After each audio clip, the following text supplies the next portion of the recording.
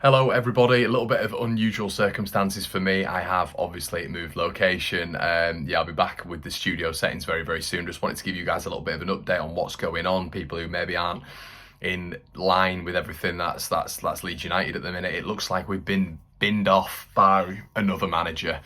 And as the thumbnail sort of illustrates, I'm getting a little bit concerned now. Not only because it's another manager, but probably because it's in the public eye and it's clear and being reported by several outlets now that multiple managers are seemingly turning Leeds United down. Obviously, we had the news of Carlos Corberán, where I think we're all a little bit confused as to what happened there. Multiple reports are stating that apparently it was an 18-month deal that Leeds offered, and Corberán was interested in the Leeds United job, but the 18-month contract wasn't something he wanted. He wanted a 3-year deal.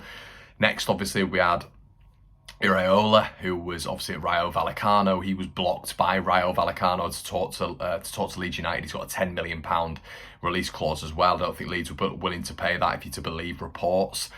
Obviously, they're on the cusp of the Champions League as well. So listen, they're not going to want to let their manager go. Obviously, we've had Gallardo now, who is actually unemployed, but he believes that coming in mid-season, according to a lot of Argentinian press, is something which he doesn't want to happen because naturally he doesn't speak English and he want to formulate his plans in the summer. You know, if he comes in at Leeds United now, there's a huge likelihood that Leeds do go down. And listen, he's going to look like an absolute fool and his profile's going to go down a little bit, isn't it? So he wants to be given the best chance to succeed at a club, i.e. maybe Leeds United. And then today, Arne Slot has come out in a Feyenoord press conference and categorically ruled himself out of the running at Leeds, basically saying that they're creating something special at Feyenoord and he's flattered by Leeds United's interest, but that's that. So this is concerning times now, even for the most positive fan. You know, you look at even Everton, when they sacked Lampard, they were able to, I believe it was within a week, they had Dyche set up, and obviously he came in and a little bit of a relegation specialist there. I think Everton would probably get rid of Dyche in the long term. I don't think it's a project. However, I do think Dyche will get them out the mud and will continue to do so for as long as Everton see that as their expectation.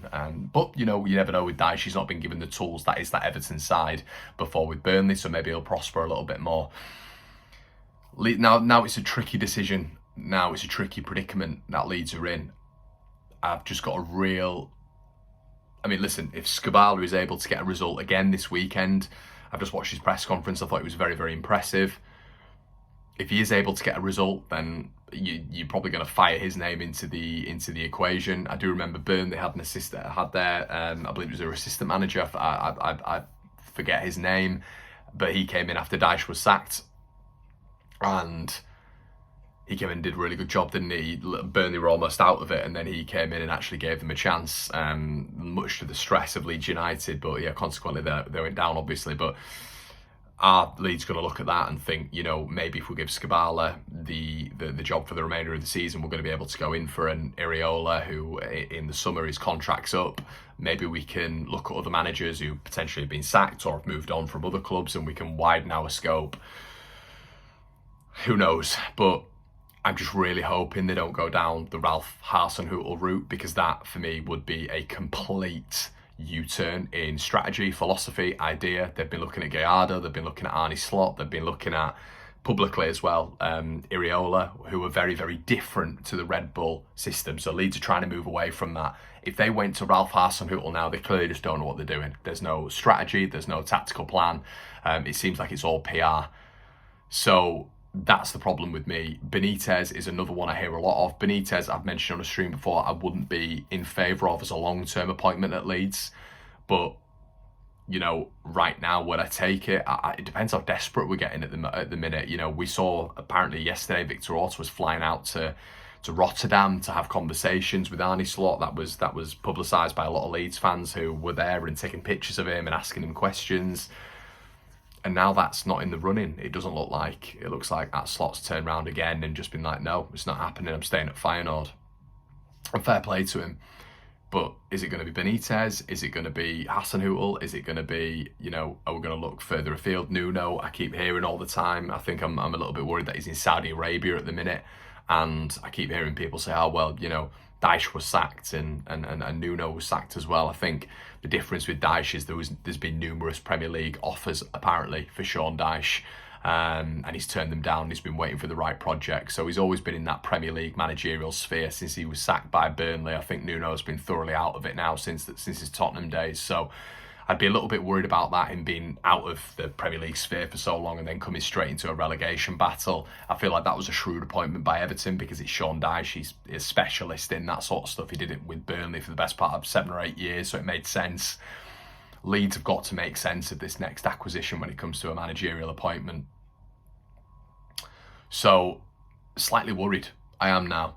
I am really worried. And it does hark me back to how dense, really, and ill-prepared and unprepared, I should say, and staggeringly bad Leeds' strategy has been in this entire process. And it does make me think, they were asking me about it on the overlap, and I got a little bit passionate and heated when it, as you guys know, when I talk about Leeds United, of how the board have handled this. And it does bring you back to that process again of hiring Jesse Marsch and speaking to Marsch prior Bielsa. And this isn't hindsight, it's really not.